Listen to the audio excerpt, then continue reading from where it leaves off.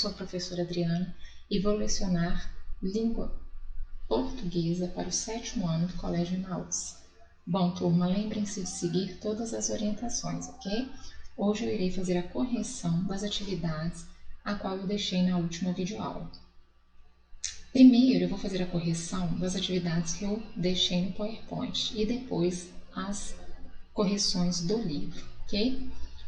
Então, vamos lá. Primeira, ela insistiu, me dá esse papel aí.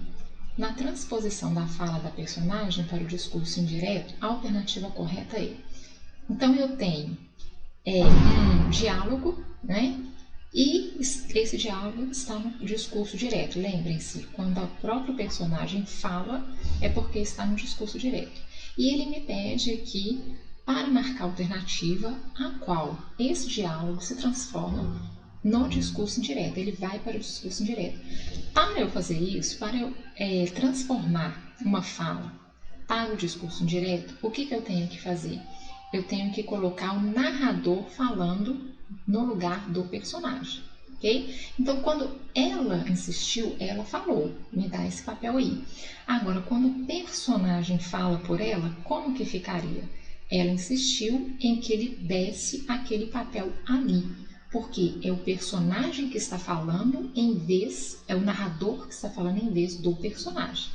Então, a transposição, ou seja, a passagem do diálogo para o discurso indireto ficaria correto dessa forma. Ela insistiu em que ele desse aquele papel ali, ok?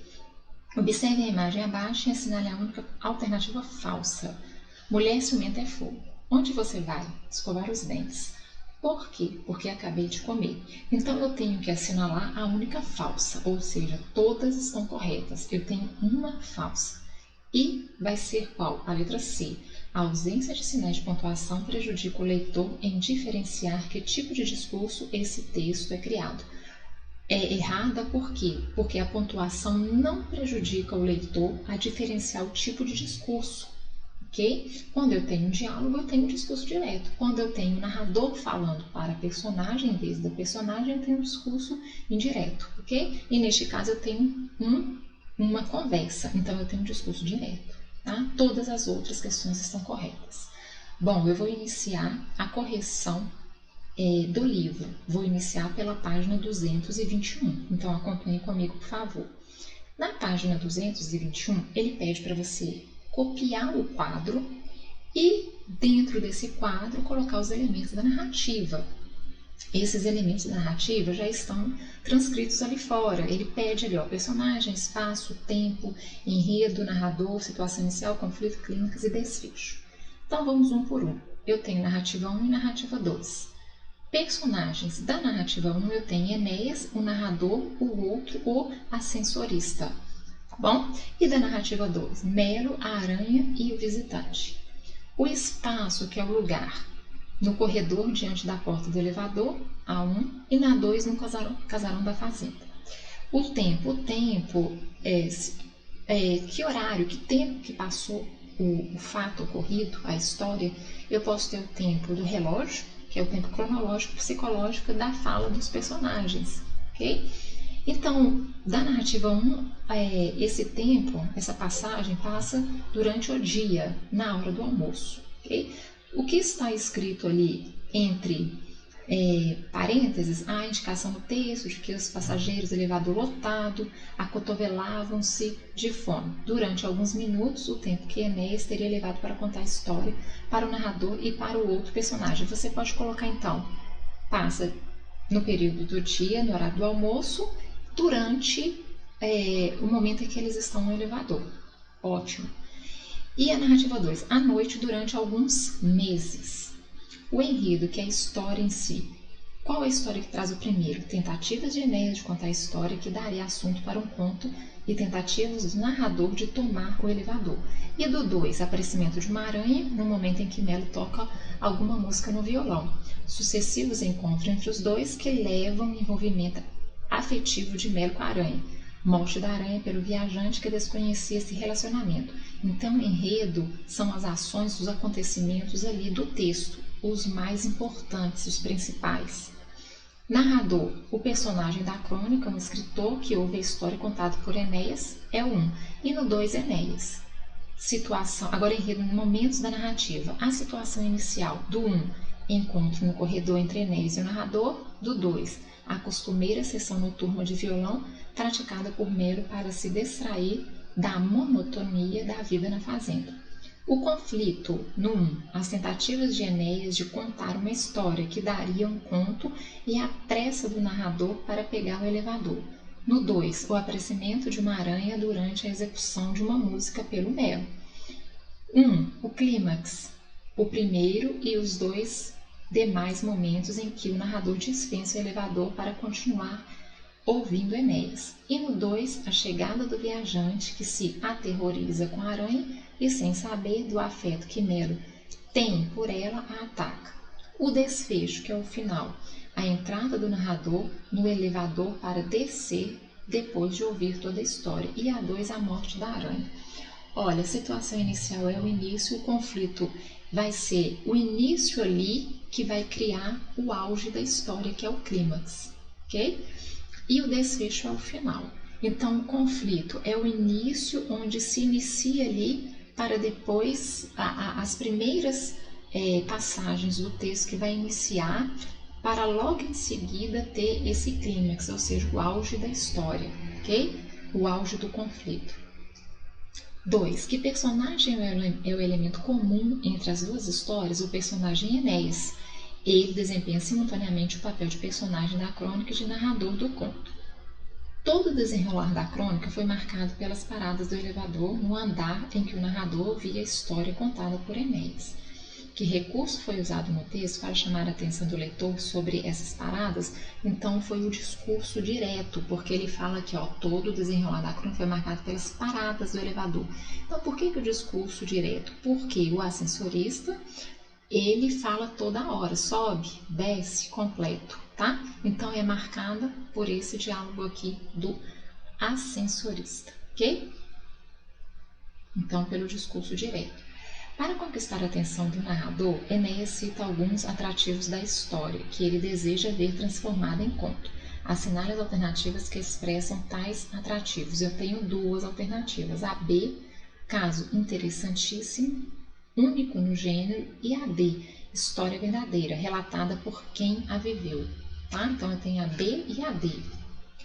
5. Na tentativa de convencer o narrador a ficcionalizar sua história, Enéas diz: é só utilizar o material e acrescentar uns floreios para encher ou para dar mais efeito.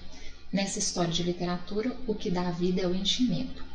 Qual dos trechos abaixo pode ser exemplo de floreios, segundo a definição de Enéas? Assinale a alternativa que considerar correta.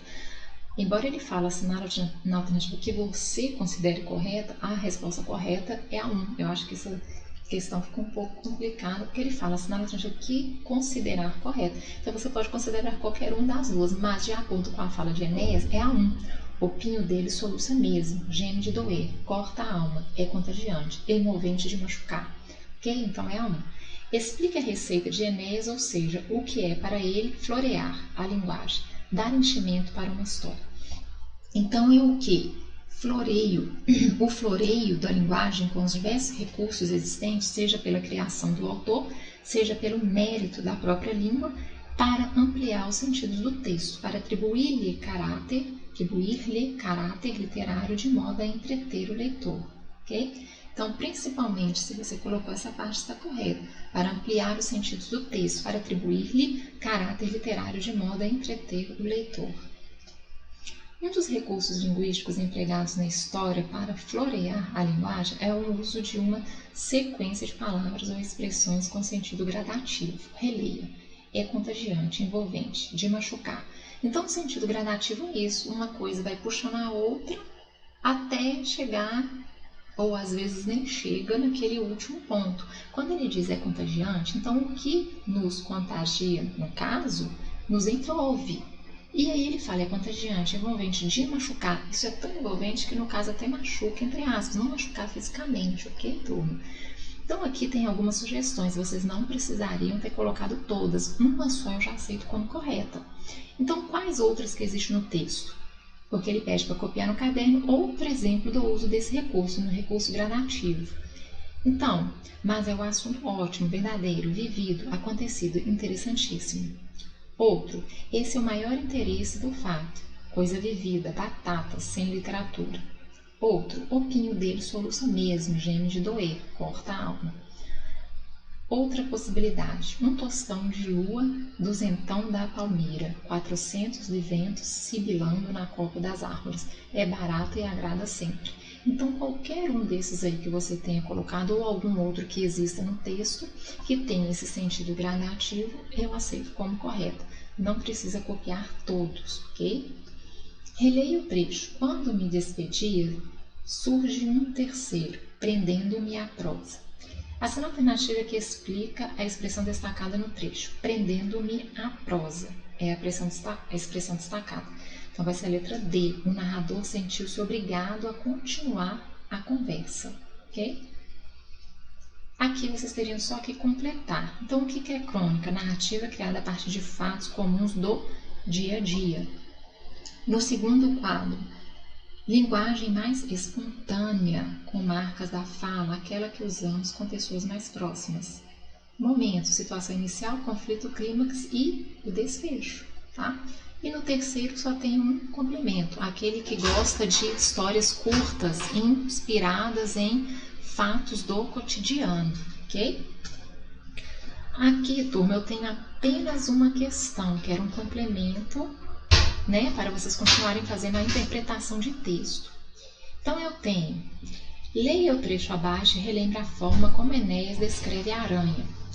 Poucos passos adiante, enorme, cabeluda, uma aranha caranguejeira, era um bicho horrível, nunca tinha visto a aranha tão grande, tão monstruosa. Apareceu a pernona, a bruta foi chegando. Qual a principal diferença entre a forma como Enéas descreve a aranha no conto e a forma como ela é descrita no texto da foto a seguir? Na foto a seguir, nós temos o quê? A descrição da aranha, a descrição científica da aranha. Então, esse texto traz uma forma mais o quê? Objetiva, mais científica. E no texto, como Enéas fala, traz o quê? Um sentido mais subjetivo, mais detalhado, ok? Mais emocional. Então, a diferença é essa.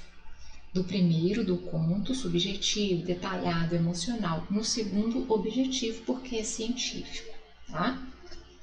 Era para ler esse texto também e responder essas duas questões. O texto A Teia de Aracne é dividido em duas partes. No primeiro parágrafo, em itálico, é dada a explicação da mitologia grega para a origem da teia de aranha e da própria aranha. Você conhecia essa história? Então, a resposta pessoal, você conhecia sim ou não?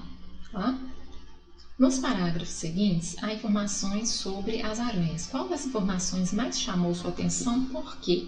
Então, qual que chamou mais atenção? Você vai colocar que chamou mais a sua atenção e o motivo pelo qual foi chamada a sua atenção nesse parágrafo. Tá? E também é uma resposta pessoal, porque você pode escolher qualquer parágrafo. E o último, vocês terem que completar esse quadro também, sobre as vozes de discurso. Então, eu tenho o discurso direto, a fala do personagem reproduzida de forma direta. E eu tenho aqui do outro lado o discurso indireto, que é qual? O narrador diz o que o personagem falou. Tá? Então, lembrem bem dessa diferença. O discurso direto, o personagem fala. Geralmente eu tenho quem está um diálogo. No discurso indireto, o narrador fala para o personagem. Então, nesse caso, eu não tenho um diálogo. Bom, eu espero que vocês tenham entendido, turma. E lembrem-se, juntos, no caminho.